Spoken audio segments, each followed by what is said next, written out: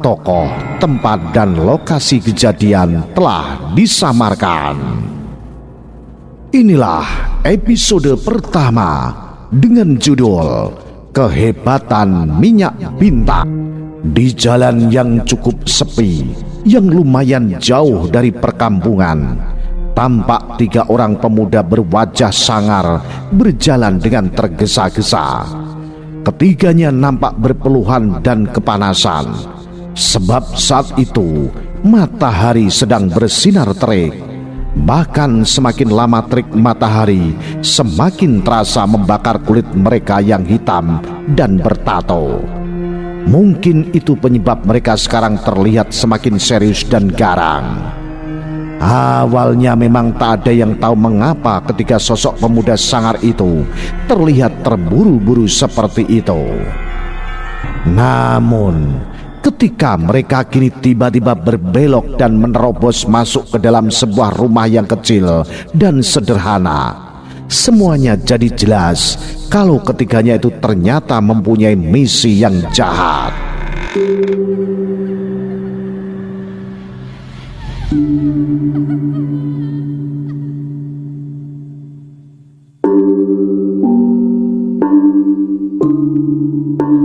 Ketiganya ternyata adalah para preman brutal yang sengaja disewa oleh seseorang untuk menagih utang dengan cara yang tak manusiawi. Jadi sudah dapat dibayangkan apa yang akan mereka lakukan sekarang terhadap korbannya. Hei, kamu yang bernama Rovidoi kan? Tanya salah seorang dari mereka yang mempunyai tato ular di lehernya. Iya, saya adalah Rofi. Kalian ini siapa? Kami mau menagih utang, cepat bayar, bentak preman kedua yang mempunyai tato buaya di pundaknya dengan suara menggelegar keras. Bahkan tanpa ampun lagi ia segera menarik dan menyeret Rofi keluar seperti anjing. Tunggu, kalian ini siapa? Rofi menggigil ketakutan. Kamu tak perlu tahu kami ini siapa. Yang perlu kamu tahu adalah bahwa kamu harus segera lunasin utang kamu sama Ibu Riantar ini. Sekarang juga, paham? Tapi uang saya masih belum cukup, Bang. Karena sekarang istri saya tengah hamil tua. Jadi saya harus nabung juga untuk biayanya melahirkan nanti. Sontoloyo, memangnya kami peduli, hah? Pokoknya sekarang juga cepat bayar seluruh utang kamu jika tak ingin menyesal. Saya minta waktu seminggu lagi, Bang. Sebuah bogem mentah mendarat di pelipis Rofi. Enak saja minta tempo segala. Pokoknya kamu harus bayar sekarang juga, atau kamu mau kami hajar sampai mati ya. Ampun, Bang. Saya janji pasti akan lunasin. Tetapi lagi-lagi si Rofi diajar hingga tersungkur dan terguling-guling tak karuan. Tidak ada tapi-tapian, pokoknya cepat bayar. Hardik para preman tadi marah. Ampun, Bang, uang saya masih belum cukup. Dan itu pun tadi sedang dibawa istri saya ke pasar untuk membeli perlengkapan buat calon bayi kami. Hah? Alasan saja. Kamu ini benar-benar mau mampus rupanya ya. Teman-teman, cepat kalian geledah isi rumahnya. Setelah itu bakar saja semuanya. Sambungnya lagi sambil menendang kaki Rofi agar tak bisa berjalan lagi. Ampun, saya mohon jangan bakar rumah kami. Kasihanilah kami, Bang. Cerit Rofi memelas. Namun para preman tadi sama sekali tak peduli. Malahan mereka semakin kejam menyiksanya. Lalu setelah puas menggeledah isi rumah serta membawa apa saja yang dianggap berharga, mereka segera membakar rumah Rofi yang kecil dan sederhana itu dengan tanpa mengenal belas kasihan. Bahkan sebelum pergi, mereka sempat-sempatnya pula membacok tubuh Rofi.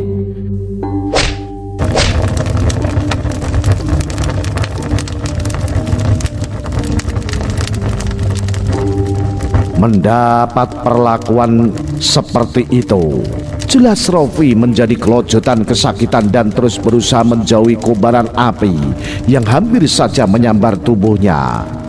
Tapi beruntungnya dia, sebab tepat saat Rofi akan kehilangan kesadarannya, beberapa menit kemudian Pinka Kumala, istrinya Rofi, muncul. Ya, ambulan, telepon, ya Allah. Ambulan, astagfirullahaladzim. Barak manaon berak, ya Allah. Innalillahi wa inna ilaihi raji'un. Innalillahi wa inna ilaihi raji'un. Ya Allah. Allahu Akbar, la ilaha illallah. Makasih. Allahu Akbar. Si yang menjual baju yang apa mati akan nabi pada kami. Para keluarga lawan rumah.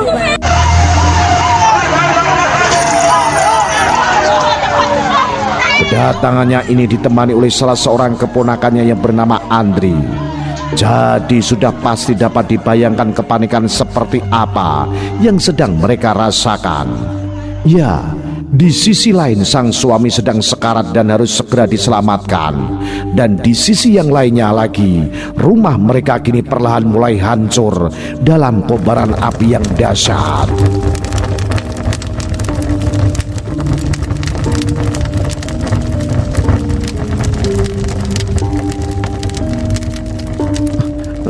Kita harus gimana nih Tante?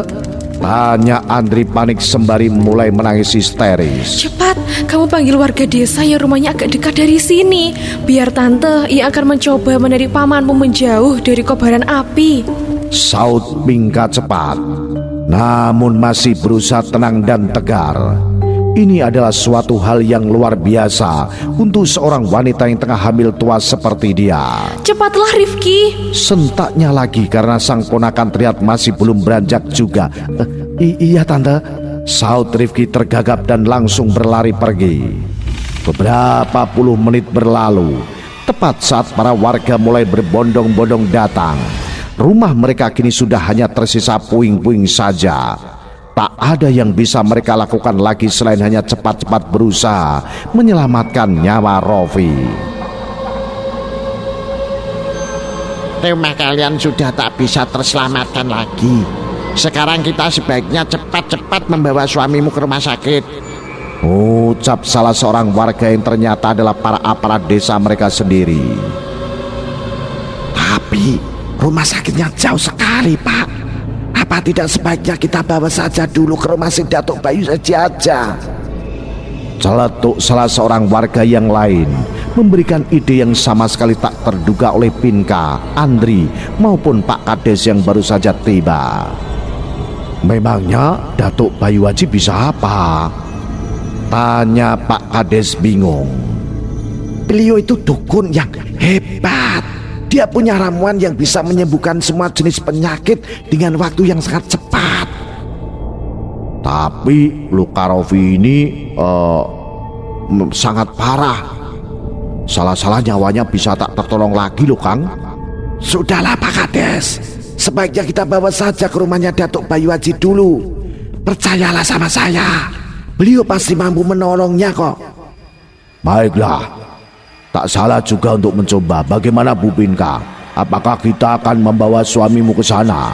Ya, ayo kita bawa suami saya ke sana. Lagi pula, saya yakin kalau suami saya ini tidak akan sempat dibawa ke rumah sakit. Saut Pinka segera.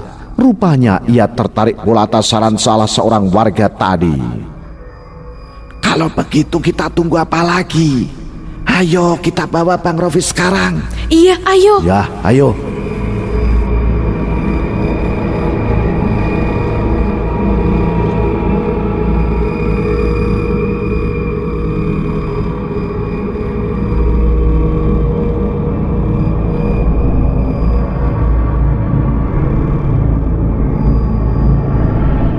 Lalu beberapa saat kemudian keputusan mereka ternyata tidak sia-sia karena sang datuk menyatakan kesanggupannya untuk menyelamatkan nyawa si Rofi.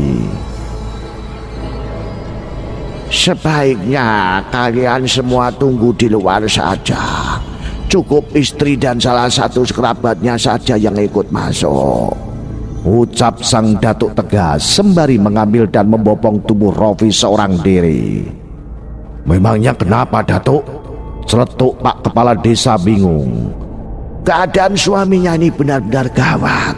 Jadi saya mohon partisipasi kalian semua untuk menyerahkan sepenuhnya dalam penanganan saya.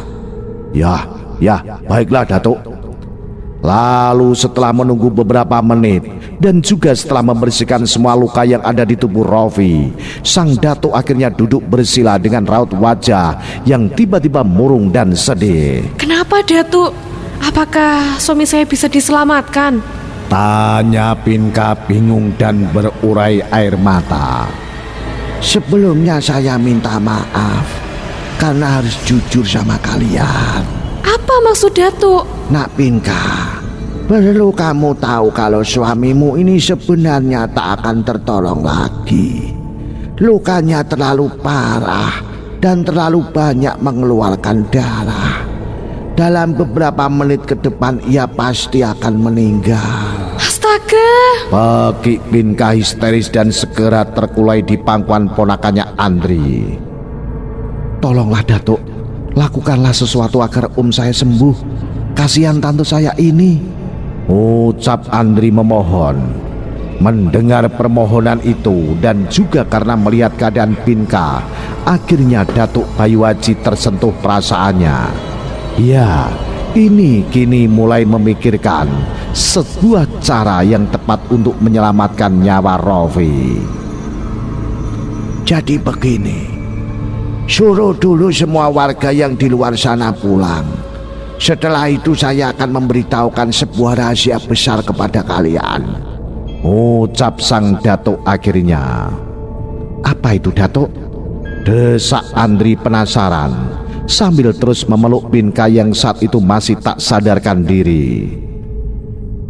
Simpan dulu pertanyaanmu. Sekarang sebaiknya kamu suruh saja para warga itu pulang, sebab saya tak bisa melakukan apapun bila ada mereka. Baiklah Datuk, angguk Andri patuh dan buru-buru melaksanakan apa yang diperintahkan oleh sang datuk tadi.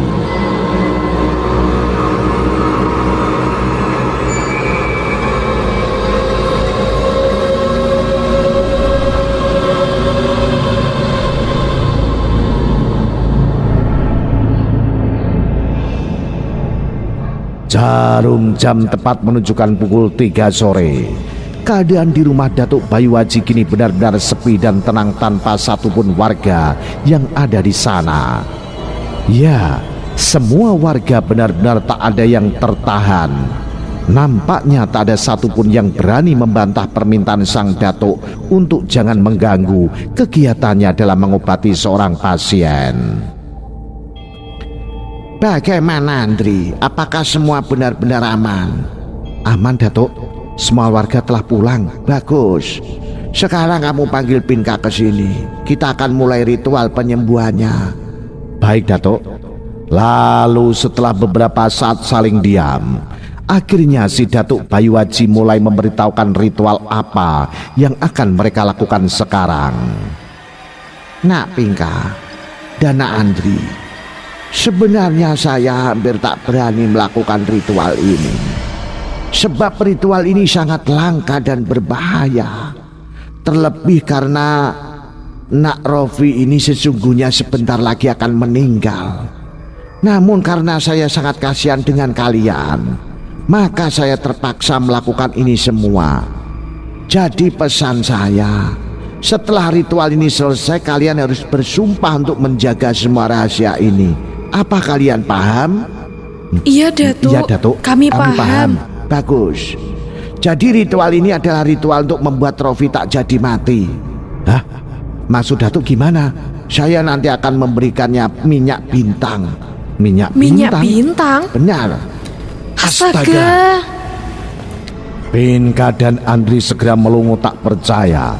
Bahkan mereka sempat saling pandang dan kembali melongo seperti orang yang baru saja melihat penampakan UFO. Saya tahu kalian pasti tidak akan percaya begitu saja. Tapi semuanya akan jelas setelah saya berikan minyak bintang itu kepada suamimu, ucap sang datuk kemudian sembari mengeluarkan sebuah botol kecil yang berisi minyak berwarna hitam kecoklatan. Apa itu minyak bintangnya, Datuk? Iya, ini adalah minyak bintang level 1. Ini level tertinggi dari 2 level di bawahnya. Nah, jelasnya adalah level 1 itu khusus untuk menghidupkan kembali orang yang sedang sekarat. Astaga Tuhan, apakah ini benar-benar kenyataan? Saya kira itu cuma mitos saja. Ini kenyataan. Dan ini bukan hanya sekedar mitos. Kita lihat saja tengah malam nanti, bila bintang-bintang di langit mulai bermunculan, saat itu pula minyak bintang ini akan mulai bekerja. Oh ya? Benar-benar dahsyat. Kumam, Pinka dan Andri kagum. Tapi apakah semua itu ada syarat dan pantangannya, Datuk? Tentu. Tapi itu akan saya katakan nanti. Sekarang kita mulai saja ritualnya sebab waktu kita terbatas. Ya, baiklah Datuk. Proses ritual pun segera dimulai. Suasana kini benar-benar tegang dan mencekam. Bayu Aji terlihat mulai mengolesi sedikit demi sedikit tubuh Rofi dengan minyak bintang, terutama pada bagian luka dan memarnya. Sepintas ritualnya terlihat sederhana saja, dan dalam hitungan menit ritual itu juga kini sudah selesai. Jadi Pinka dan ponakannya sempat merasa sedikit tidak percayakan kemampuan minyak bintang tersebut. Jangan khawatir nak Pinka, semuanya akan baik-baik saja. Yakin saja suamimu ini akan sehat kembali, ucap Datuk Bayu Aji perlahan ketika melihat rona ketidakpercayaan dan wajah Pinka dan Andri. Semudah itukah, Datuk?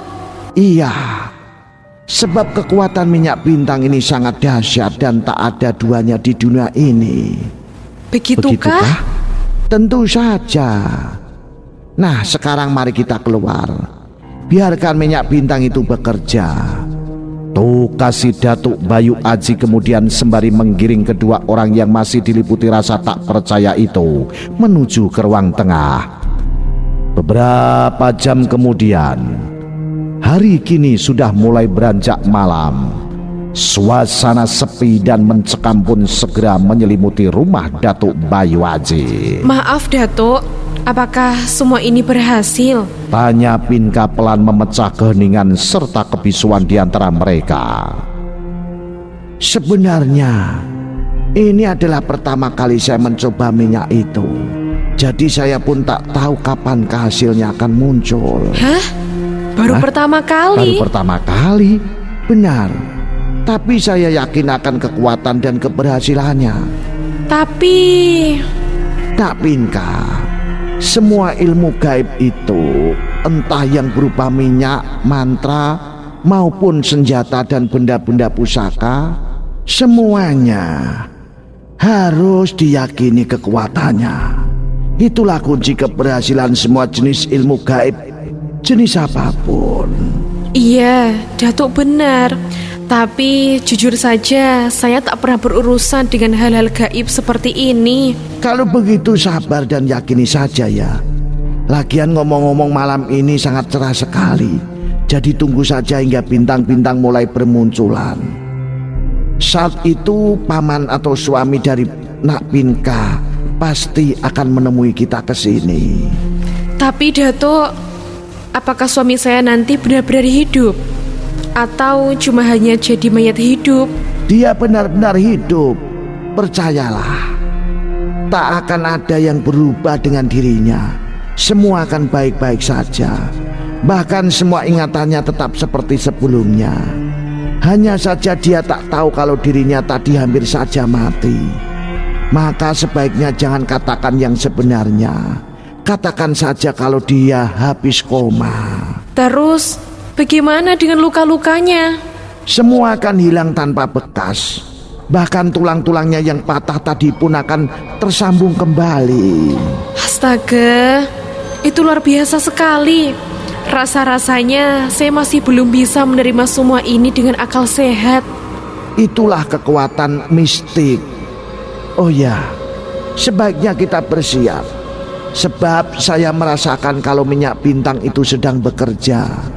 Sebaiknya kita diam dulu agar menciptakan suasana tenang. Tukas Datuk Bayu sembari tersenyum simpul.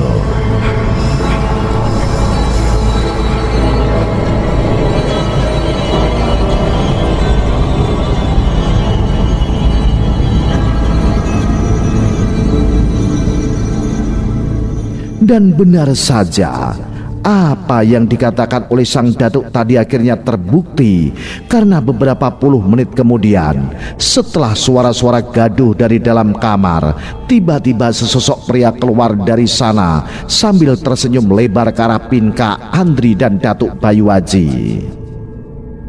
"Paman Rofi?" sentak Andri akhirnya sambil melongo tak percaya. Andri, Pinka, berapa lama aku pingsan? Kok kalian semua pada bengong gitu sih? Tanya sang pria tadi, yang tak lain adalah Rofi. Ia benar-benar terlihat segar bugar dan seolah-olah tak ada sesuatu yang gawat habis menimpanya. Awalnya semua yang ada di situ terdiam dan masih melongo tak percaya.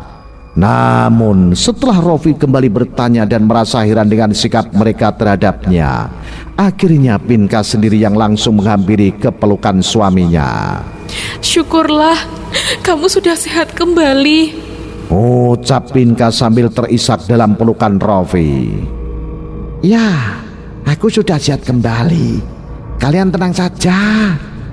Setelah acara haru biru mereka selesai, dan juga setelah saling menceritakan kembali apa yang sudah terjadi, akhirnya Rofi mulai buka suara tentang semua yang baru ia alami tadi. Jadi saya tak jadi mati karena kekuatan mistik minyak bintang. Benar. Tapi kamu tenang saja. Itu tidak akan berpengaruh apa-apa buat kalian. Saud Datuk Bayu Aji yakin. Lalu, sekarang apa yang harus kami lakukan, Datuk? Kalian harus pindah dari kampung ini. Dan seperti yang sudah saya bilang tadi, jaga semua rahasia ini. Dan jangan pernah sekalipun melanggar pantangan dari minyak bintang itu. Oh, tentu saja, Datuk. Kami pasti akan selalu mengingatnya. Bagus. Saya pegang kata-kata kalian. Ingat, sekali saja minyak bintang yang saya bagikan untuk kalian itu disalahgunakan, maka akibatnya akan buruk dan sangat berbahaya. Iya, Datuk. Datuk tenang saja. Kami akan menjaga minyak bintang yang Datuk berikan ini dengan sungguh-sungguh. Bagus. Saya percaya dengan kalian. Angguk sang datuk sambil termangut-mangut puas. Iya, tampang 3 orang yang ada di hadapan sang datuk ini memang bisa dipercaya. Tapi hati manusia tidaklah ada yang tahu. Sebab tanpa sepengetahuan Rofi, Pinka maupun Datuk Bayu Aji, Andri punya niat terselubung dalam hatinya. Entah niat apakah itu, namun yang pastinya ia sering terlihat melirik ke arah botol kecil berisi minyak bintang yang ada di tangan pamannya. Nah, bagaimanakah kisah selanjutnya? Apa yang akan terjadi? Ikuti terus cerita misteri bersambung Minyak Bintang yang ditulis oleh Nino Kristiandi Nelis. Saya Ki Banu Asmoro. Salam Jimatres, salam satu misteri. Au.